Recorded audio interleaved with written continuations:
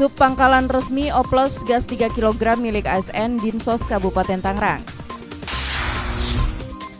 5 WNA Cina sindikat penipuan Biro Jodoh ditangkap. Selamat malam pemirsa, Halo Indonesia hadir kembali untuk Anda. Saya Nina Rostiana, kita simak Halo Indonesia selengkapnya.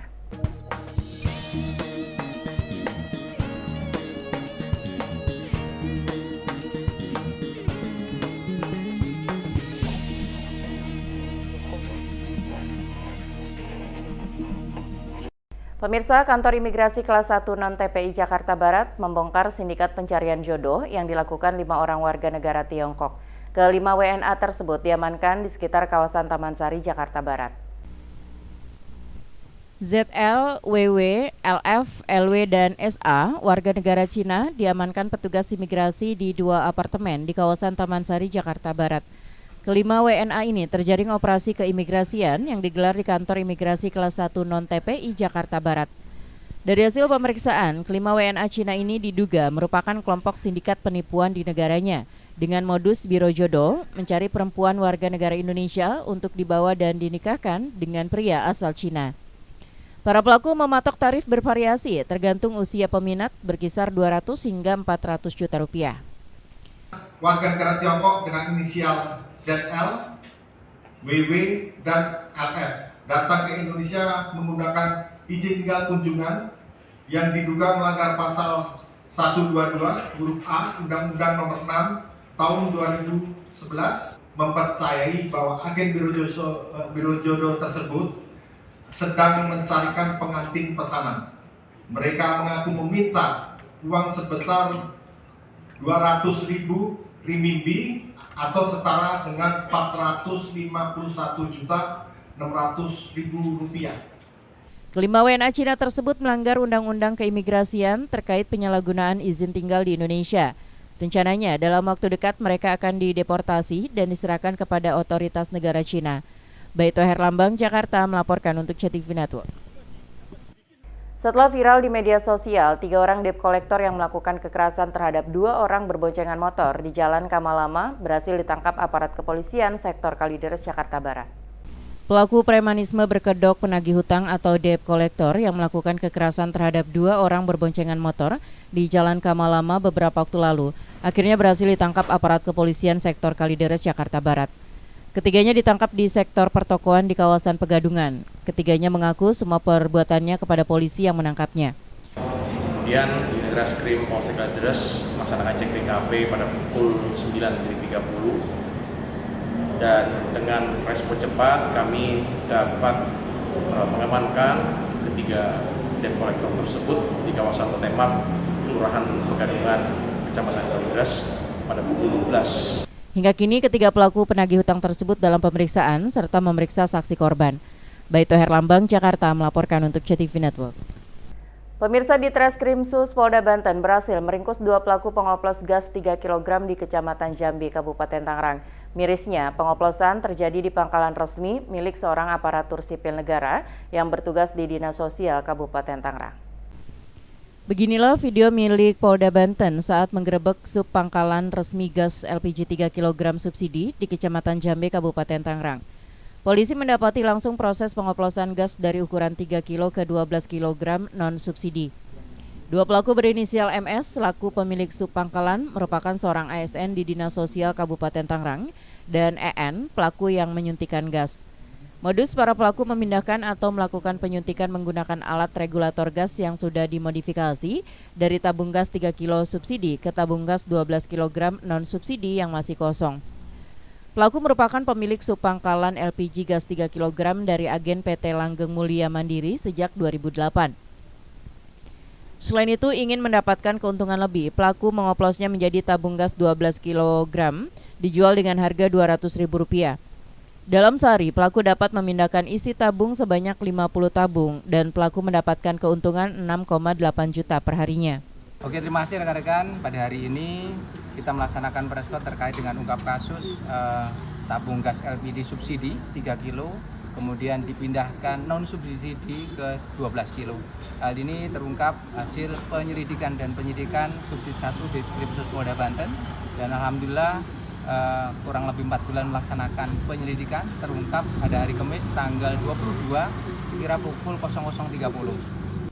Kedua pelaku dikenakan Undang-Undang Nomor 6 Tahun 2023 tentang penetapan PP pengganti Undang-Undang Nomor 2 Tahun 2022 tentang Cipta Kerja menjadi Undang-Undang Junto Pasal 56 KUHP dengan ancaman penjara 6 tahun. Beni Hendriana, Kota Serang, Banten melaporkan untuk CTV Network. Informasi lainnya masih akan kami hadirkan untuk Anda usai jeda pariwara berikut. Tetaplah di Halo Indonesia.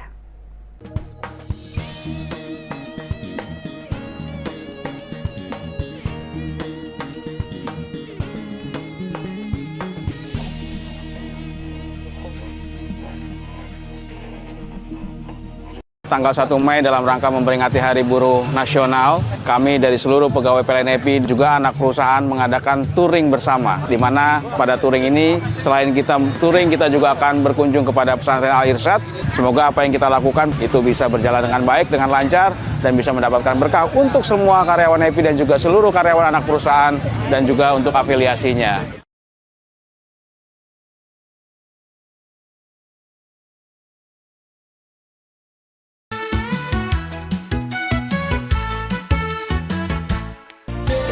Saksikan Berita Nusantara setiap harinya pukul 21.30 sampai 22.00 waktu Indonesia Barat hanya di CTV.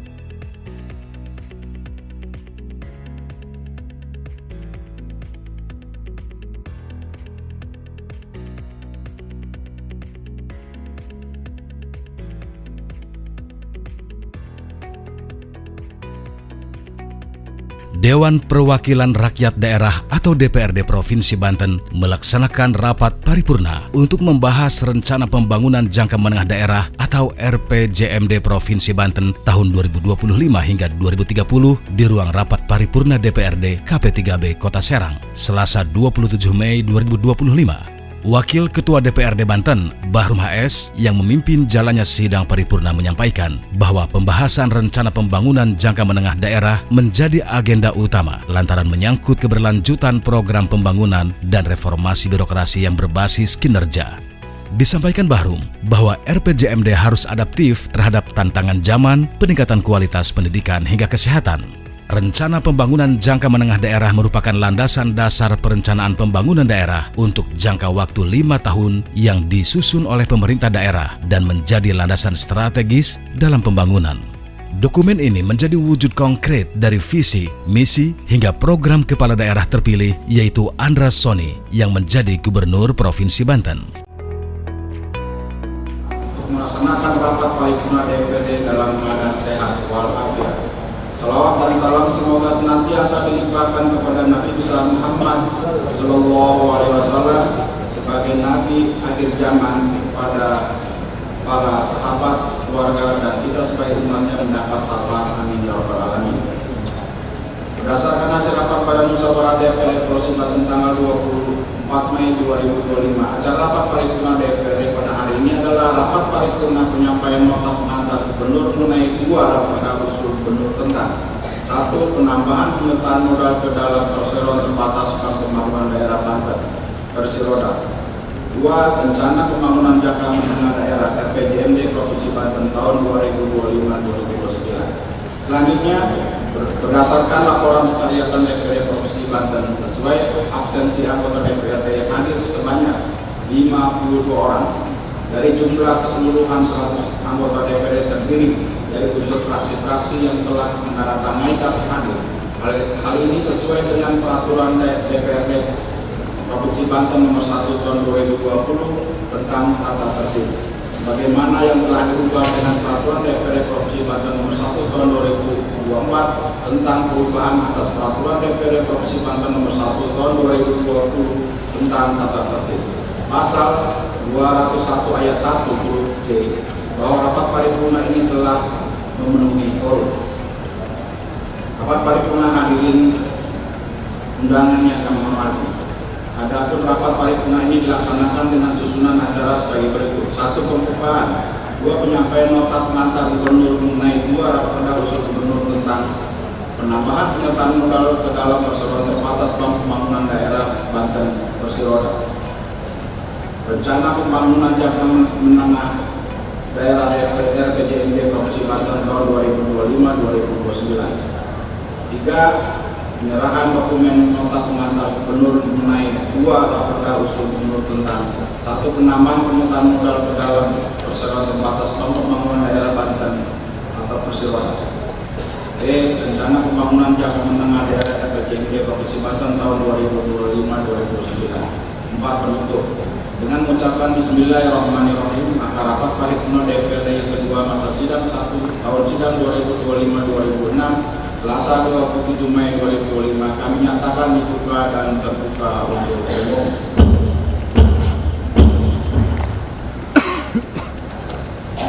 Paripurna DPRD hadirin undangan yang kami hormati, berdasarkan surat Gubernur Banten nomor B 100.3.2/737/2025 tanggal 5 Mei 2025 dan surat Gubernur Banten nomor B 100.1/847/2025 pada tanggal 20 Mei 2025 perihal penyampaian rancangan peraturan daerah memenuhi ketentuan pasal 65 ayat 2 huruf A Undang-Undang Nomor 23 Tahun 2014 tentang pemerintahan daerah sebagaimana yang telah diubah berapa kali terakhir dengan Undang-Undang Nomor 6 Tahun 2023 tentang penetapan peraturan pemerintah pengganti Undang-Undang Nomor 2 Tahun 2022 tentang Cipta Kerja menjadi undang-undang bersama ini disampaikan rancangan peraturan daerah tentang 1. Penambahan penyertaan modal pemerintah daerah pada perseroan terbatas Bank Pembangunan Daerah Banten atau Persiroda. 2. Rencana pembangunan jangka menengah daerah RPJMD Provinsi Banten tahun 2025-2029 yang merupakan penjabaran dari visi dan misi program Gubernur Banten dan Wakil Gubernur Banten dengan berpedoman RPJMD tahun 2025-2045 dan RPJMN. Oleh karena itu, pada rapat paripurna hari ini kita akan mendengarkan dan menyimak bersama penyampaian nota pengantar gubernur mengenai 2 raperda usul gubernur tentang 1. Penambahan penyertaan modal pemerintah daerah kepada perseroan terbatas Bank Pembangunan Daerah Banten atau Persiroda. 2. Rencana pembangunan jangka menengah daerah RPJMD Provinsi Banten tahun 2025-2029 yang akan disampaikan oleh yang terhormat Bapak Gubernur Banten. Untuk itu, kepada yang terhormat Bapak Gubernur Banten kami persilakan. Ketua DPRD Banten, Fahmi Hakim mengungkapkan bahwa dokumen rencana pembangunan jangka menengah daerah meliputi visi misi gubernur dan terhadap capaian target 5 tahun ke depan yang akan dibangun oleh Pemprov Banten. Tentunya DPRD Banten juga akan mendalami terhadap hal tersebut, namun pihaknya optimis bahwa proses RPJMD yang disampaikan oleh Gubernur Banten sejalan dengan DPRD Banten. Ya, yang pertama, hari ini Pak Gubernur menyampaikan surat pengantar terhadap RPJMD kepada DPRD untuk disampaikan melalui paripurna terhadap proses mekanisme tahapan Raperda, bahwa Raperda RPJMD itu tentunya perlu disampaikan melalui paripurna. Yang kedua, nanti akan ada pandangan praksi terhadap paripurna. Yang ketiga, setelah itu nanti akan ada jawaban Pak Gubernur dan nanti akan kita bahas melalui pansus dan tentunya itu menjadi bagian yang akan dilanjutkan selanjutnya untuk menjadi perda RPJMD. Dan hari ini juga disampaikan dengan adanya Raperda terhadap Bank Banten. Raperda Bank Banten ini satu keterkaitan dengan melakukan proses imrek kaitan dengan adanya pembangunan kantor Bank Banten yang itu akan kita jadikan modal hibah dari pemerintah daerah kepada Bank Banten. Kalau poin-poin khusus dalam RPJMD ada nggak Pak yang jadi perhatian oleh Pak Gubernur bahwa pertama RPJMD ini adalah meliputi visi misinya Pak Gubernur. Yang kedua tentunya terhadap capaian target yang 5 tahun ke depan yang akan dibangun di Provinsi Banten. Tentunya kami akan mendalami terhadap hal itu, tetapi kami yakini bahwa proses RPJMD yang disampaikan oleh Pak Gubernur ini tentunya sejalan dan senapas dengan DPRD. Tinggal kami menyempurnakan untuk bagaimana RPJMD ini menjadi dua aspirasi baik dari pemerintah Provinsi Banten hal ini visi misi dan juga dari DPRD. Dan ketiga adalah berkolaborasi bagaimana RPJMD juga harus selaras dengan RPJMN, RPJMD tingkat provinsi dan RPJMD kabupaten kota yang nanti akan menjadi salah satu bagian yang akan sejalan terhadap pembangunan provinsi. Proses penyusunan RPJMD dikatakan Fahmi Hakim akan dilanjutkan dengan pembahasan bersama antara eksekutif dan legislatif, termasuk penyerapan aspirasi dari masyarakat, akademisi, hingga stakeholder lainnya. Rencana pembangunan jangka menengah daerah 2025-2030 diharapkan mampu menjadi peta jalan pembangunan Provinsi Banten yang inklusif, berkeadilan, dan berbasis potensi lokal, mulai dari sektor industri, pertanian, pariwisata, hingga pemberdayaan UMKM. Pada paparannya, Gubernur Banten Andra Soni menekankan pentingnya kolaborasi antara pemerintah daerah dan DPRD dalam menyusun RPJMD yang berorientasi terhadap pemerataan pembangunan, peningkatan kesejahteraan masyarakat, hingga pemanfaatan potensi daerah secara berkelanjutan. Gubernur Banten menyampaikan bahwa dalam draft usulan dokumen RPJMD ini terdapat 7 prioritas pembangunan daerah Provinsi Banten 2025 hingga 2030. Di antaranya adalah peningkatan kualitas pendidikan dan tenaga kerja terampil, penguatan layanan kesehatan dan konektivitas wilayah. Kemudian terkait pembangunan ekonomi kreatif, UMKM, dan sektor industri lokal, peningkatan kualitas lingkungan dan ketahanan bencana, reformasi pelayanan publik, dan digitalisasi birokrasi, hingga pemberdayaan masyarakat lewat partisipasi aktif dan kolaboratif. Pada rapat paripurna hari ini, pemerintah Provinsi Banten menyampaikan rancangan peraturan daerah tentang RPJMD tahun 2025-2029. Pemerintah Provinsi Banten telah menyusun rancangan akhir rencana pembangunan jangka menengah daerah tahun 2025-2029 sebagai penjabaran visi, misi, dan program gubernur dan wakil gubernur serta kerangka kebijakan pembangunan daerah 5 tahun ke depan. Sesuai instruksi Menteri Dalam Negeri nomor 2 tahun 2025, patut disyukuri rancangan akhir RPJMD bisa disampaikan kepada DPRD Provinsi Banten tepat waktu, yakni paling lambat 90 hari setelah gubernur dan wakil gubernur dilantik, untuk selanjutnya dibahas secara komprehensif dan paling lambat 5 bulan setelah pelantikan harus sudah disampaikan untuk dievaluasi oleh Kementerian Dalam Negeri, dan paling lambat 20 Agustus 2025 harus sudah ditetapkan menjadi peraturan daerah. Tahapan penyusunan rancangan peraturan daerah telah melalui berbagai tahapan baik administratif, teknis, dan penjaringan aspirasi bersama berbagai pihak berkepentingan sampai menjadi rancangan akhir dan rancangan peraturan daerah. Tahapan selanjutnya adalah pembahasan bersama DPRD dalam rangka kesepakatan dan penetapan Perda RPJMD tahun 2025-2029. Mudah-mudahan pada kesempatan ini pemerintah Provinsi Banten bersama DPRD Provinsi Banten dapat mengkaji dan membahas substansi rancangan perda ini agar dapat memenuhi kaidah dan ketentuan peraturan perundang-undangan yang berlaku, menjawab tantangan pembangunan Banten, dan mengoptimalkan potensi yang dimiliki oleh Banten untuk sebesar-besarnya dapat membawa masyarakat ke gerbang kesejahteraan, good content inform and great content transform.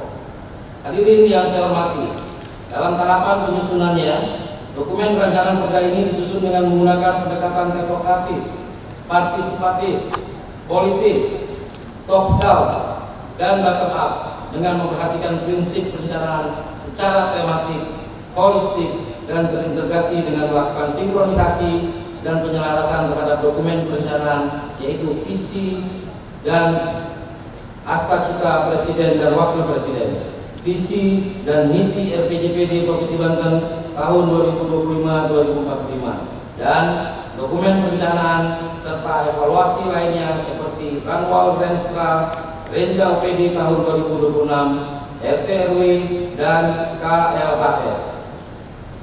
Provinsi Banten dengan luas wilayah lebih dari 935.000 hektar dan jumlah penduduk sebanyak 12,4 juta jiwa, beserta potensi yang ada tercatat telah menjadi daerah yang maju dan akan terus berkembang sebagai pusat kegiatan perekonomian nasional internasional. Perkembangan industrialisasi, peningkatan sektor pariwisata, pertanian dan sektor lainnya merupakan sumber daya yang harus dikembangkan. Pada tahun 2024, capaian kinerja pembangunan menunjukkan berbagai pencapaian. Laju pertumbuhan ekonomi sebesar 4,79%, mendekati capaian laju pertumbuhan ekonomi secara nasional yakni 5,03%. Capaian IPM mencapai 76,35 poin, di atas rata-rata nasional yakni 75,02 poin. Angka kemiskinan dapat ditekan mencapai 5,84%.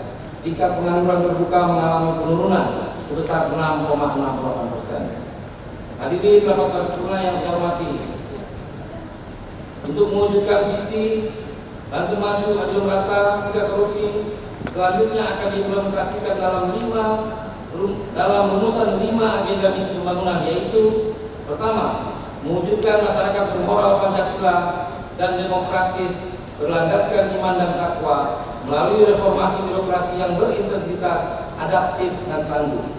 Kedua, mendorong kemajuan ekonomi secara inklusif melalui penguatan sektor kreatif, unggulan, dan potensial. Ketiga, mewujudkan sumber daya manusia yang berintegritas, berdaya saing, berkualitas, inovatif, dan tidak diskriminatif. Keempat, mewujudkan pemerataan pembangunan wilayah yang didukung infrastruktur berkualitas. Dan kelima, mewujudkan pembangunan berkelanjutan secara holistik dan resiliensi terhadap bencana. Hadirin yang saya hormati, selanjutnya visi dan misi daerah sebagaimana telah dirumuskan.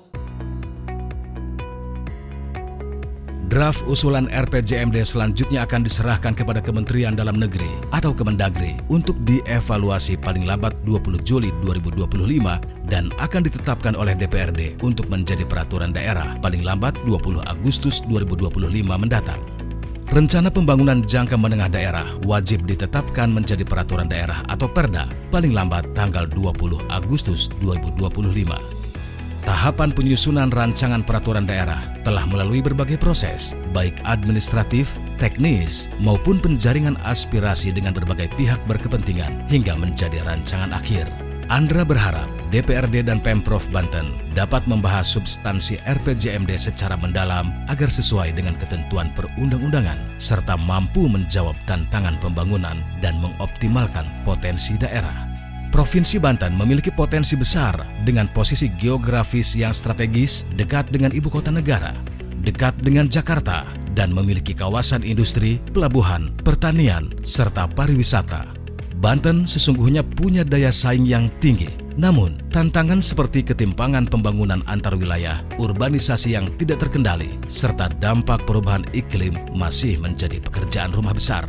Setelah mendengarkan berbagai pandangan dan masukan, rapat paripurna DPRD Provinsi Banten resmi menutup agenda pembahasan awal RPJMD 2025-2030. Proses pembahasan akan dilanjutkan pada tahap berikutnya melalui mekanisme pembahasan di Komisi dan Badan Anggaran DPRD.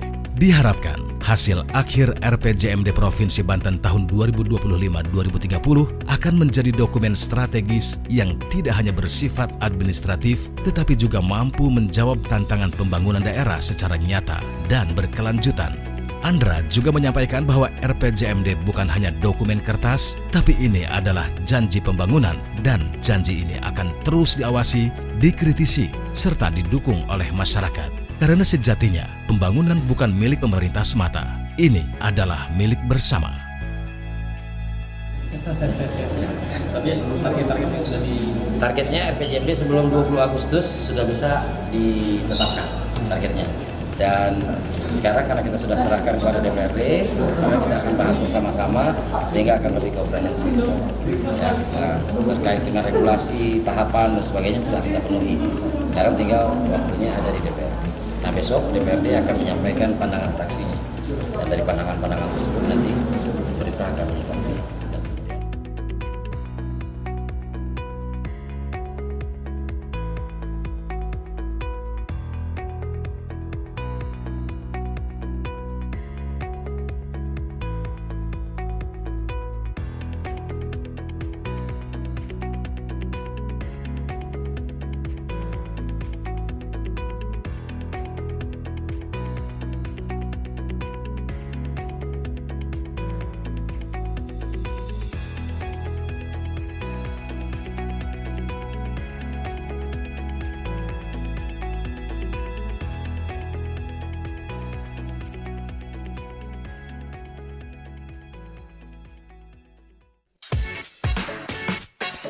Masih di Voice On Air dan tentunya masih bersama gue Eka Arfiana Rahmawati.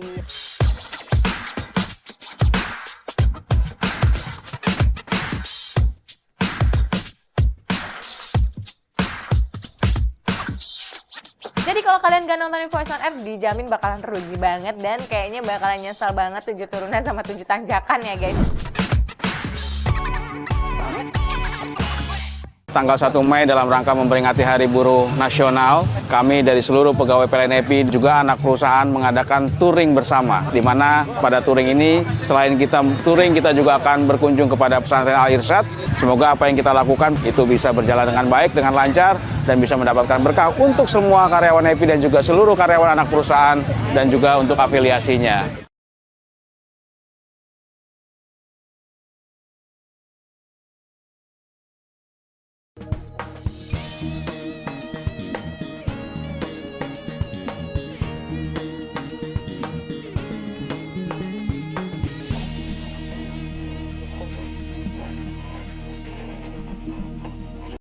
Pemirsa, di Kabupaten Serang ada sejumlah kondisi bangunan sekolah yang rusak dan itu menjadi perhatian DPRD.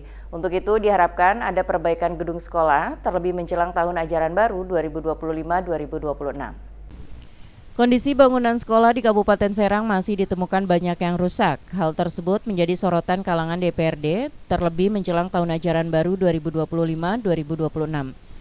Ketua DPRD Kabupaten Serang Bahrul Ulum mengatakan persoalan gedung sekolah yang rusak hingga saat ini masih belum bisa terselesaikan oleh pemerintah daerah. Kemampuan keuangan daerah mampu untuk melakukan itu, DPRD terus akan mendorong perbaikan sarana dan prasarana sekolah.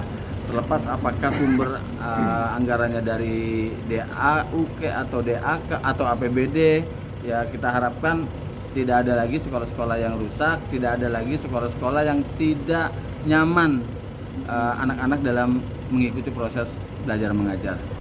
Diharapkan perbaikan gedung sekolah masih tetap diupayakan agar bisa segera terrealisasikan, hingga para peserta didik bisa mengikuti kegiatan belajar mengajar dengan layak, aman, dan nyaman.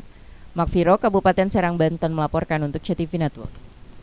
Kehadiran Mall Pelayanan Publik Produktif diharapkan jadi solusi terpadu dalam memenuhi kebutuhan layanan masyarakat. Jumlah layanan bertambah dari 47 menjadi 68 layanan. Mall Pelayanan Publik Kabupaten Majalengka produktif terus berbenah dalam memberikan kemudahan pelayanan bagi masyarakat dan meminimalisir oknum percaloan. Sejak diresmikan 18 Desember 2024 lalu, MPP Majalengka hadir sebagai pusat layanan publik yang mengedepankan prinsip cepat, mudah, terintegrasi, dan transparan. Pemerintah Kabupaten Majalengka menambah sejumlah instansi baru agar masyarakat bisa mengakses lebih banyak keperluan administrasi dalam satu atap. Jumlah layanan yang tersedia kini bertambah dari 47 menjadi 68 layanan.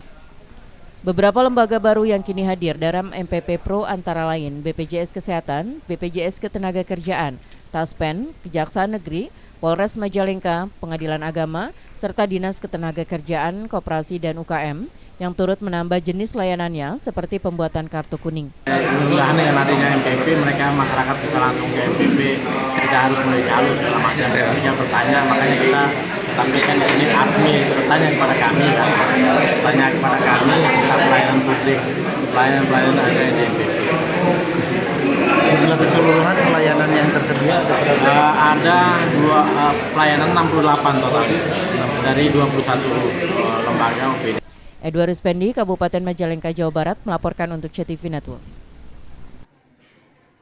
Sekian Halo Indonesia untuk malam hari ini. Saya Nina Rostiana dan segenap kru yang bertugas pamit undur diri. Terima kasih atas kebersamaan Anda. Selamat malam, sampai jumpa.